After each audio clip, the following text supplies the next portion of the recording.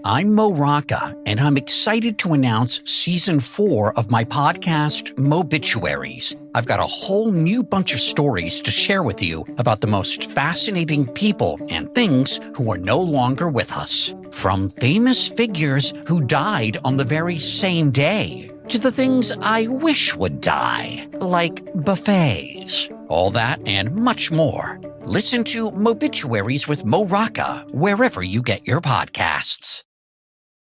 This episode is brought to you by JLL. Get an insider view into the world of commercial real estate with JLL's podcast, Trends and Insights, the Future of Commercial Real Estate. Whether you're curious about making cities more sustainable, the evolution of office space, or AI opportunities, this podcast will help keep you a step ahead. Tune in for candid conversations with business leaders about the biggest trends impacting how we live, work, and play. Subscribe to Trends and Insights now at jll.com/podcast.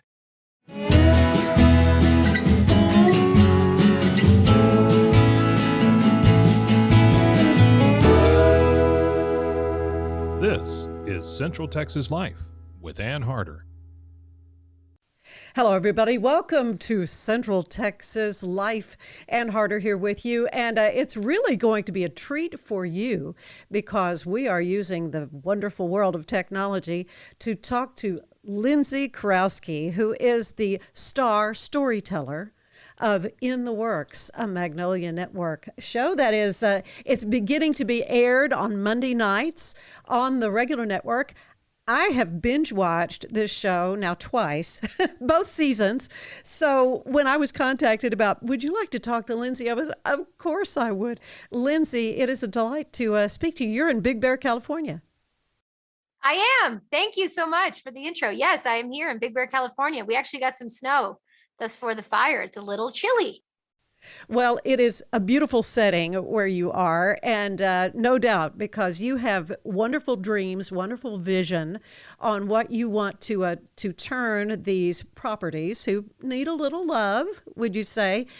But let's back up a little bit, Lindsay. Now you have a design business, and you took your life savings in order to buy this Big Bear property.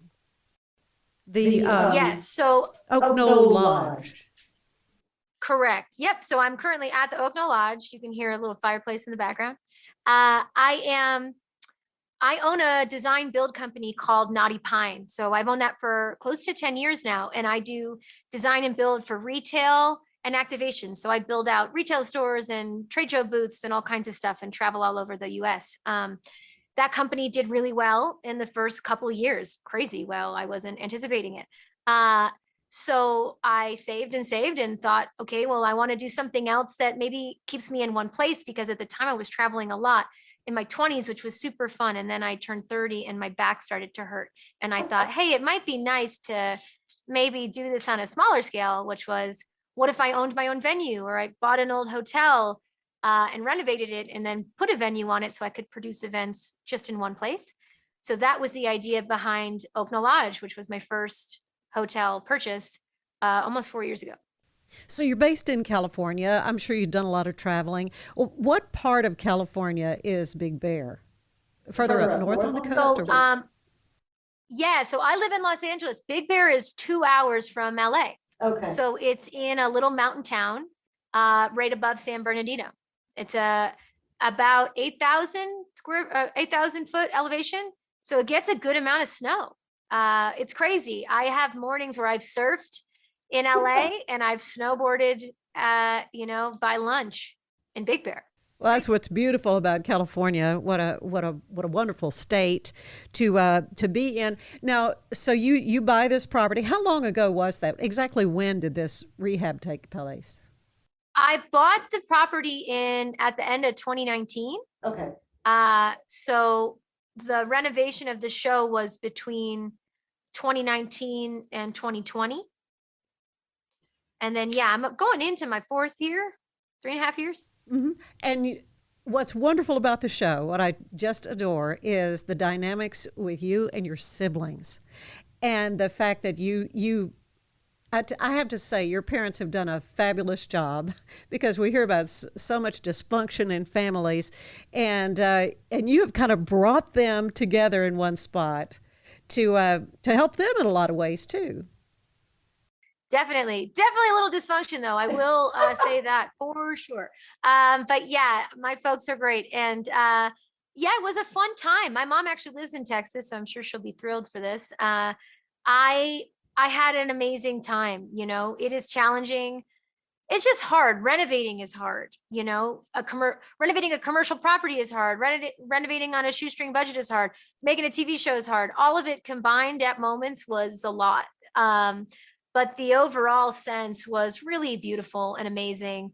They're my best friends. They're real funny people. And I think one thing you'll take away from this show, we're not super serious and we're kind of figuring it out with like you would. If there's so many people I meet that are like, oh, I want to do what you're doing. And I'm literally like, watch my show. I will show you the pros and cons.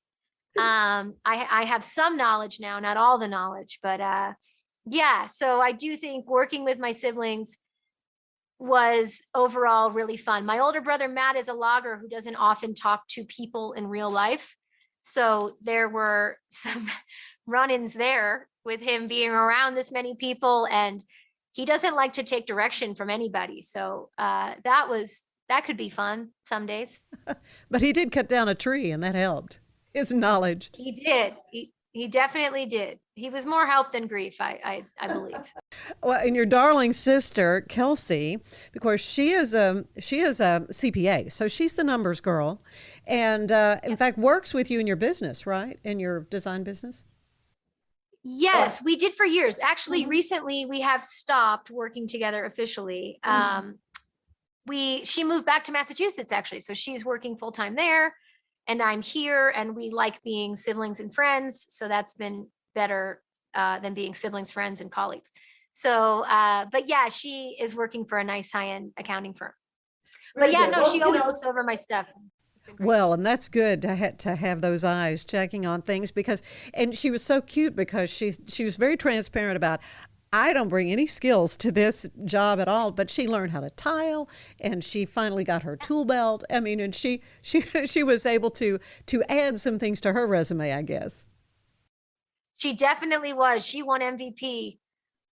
Season 1, she definitely won MVP. She was the most advanced too. Yeah, she learned quite a bit. She's probably better than me at this point, to be honest. Okay, then there's baby brother. I'm too busy bossing everybody around. They get to brush up on the technique while I'm bossing them Well, around. you got to have boss lady. You got to have somebody kind of calling the shots. But then your littlest brother, there's a pretty big age span between you. Yep, Adam. I'm 13 years older than Adam. Mm-hmm. And he really matured and blossomed throughout the skills that he was learning as well. Yeah, he did great. He's worked at Naughty Pine for a couple of years, but he's, my entry-level employee. He does a lot of errands.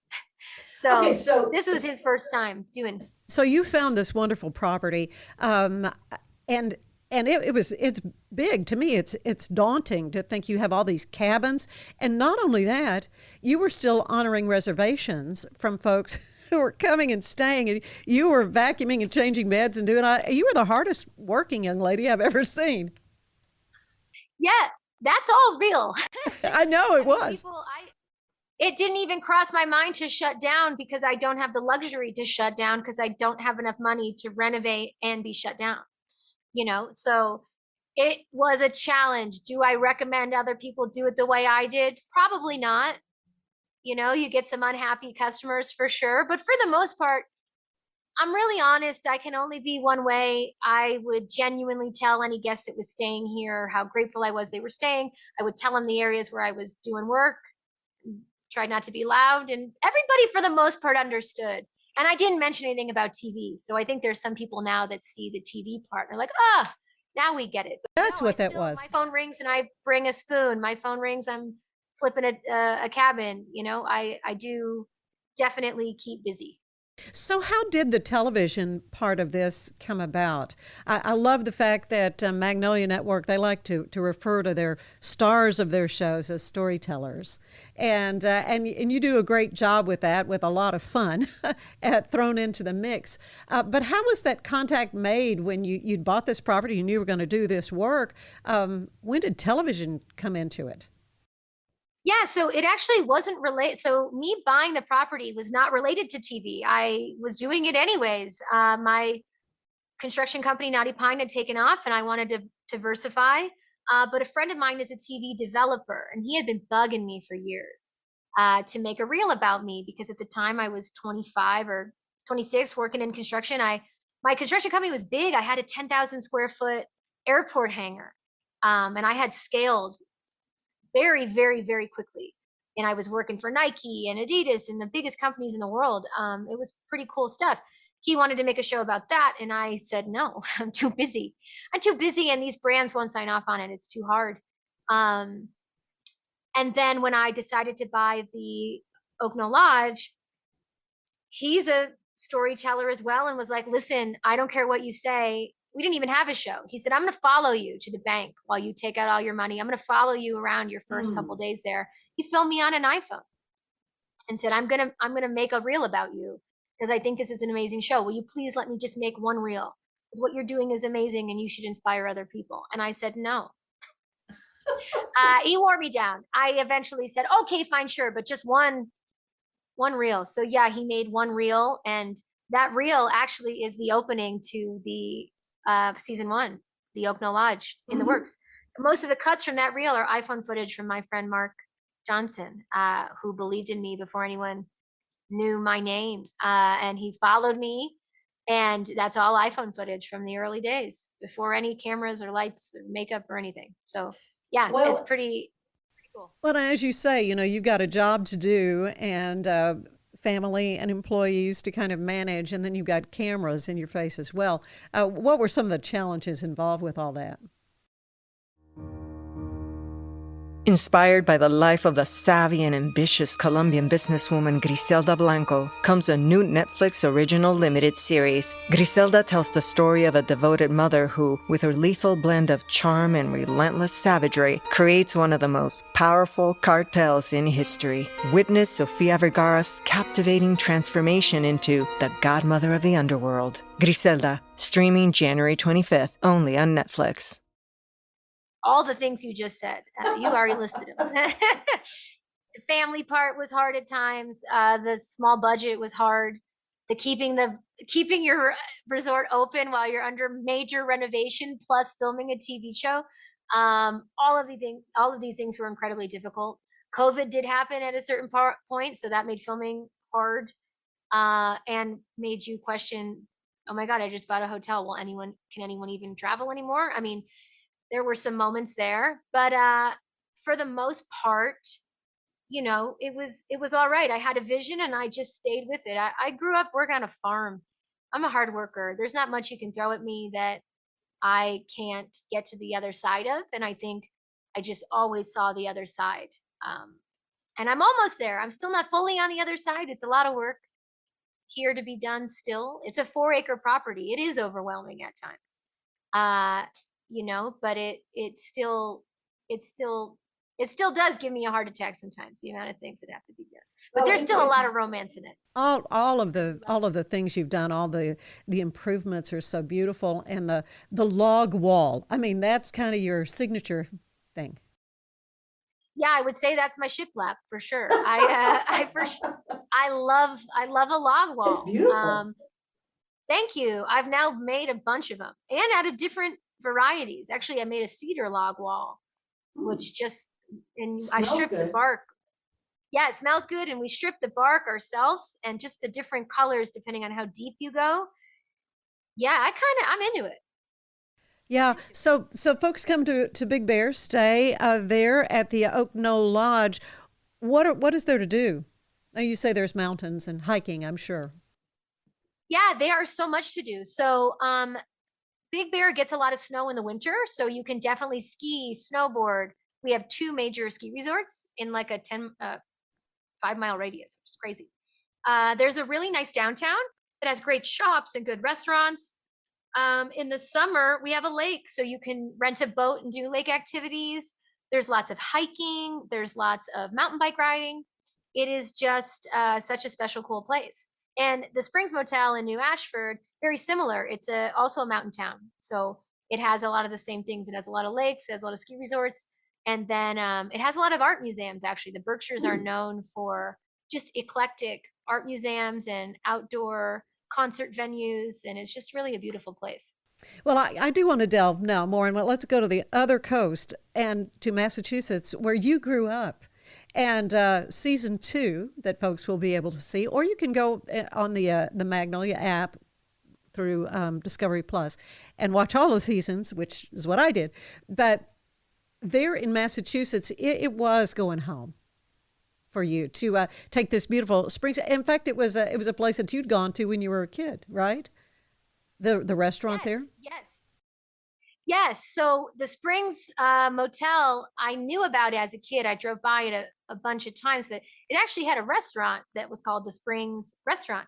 And it was very fancy. It was like the fanciest place, 40 miles in each direction. I remember they served like sorbet in silver cups, like in between your meal. And I didn't come from a wealthy background. So I went there one time, I think for my 12th or 13th birthday.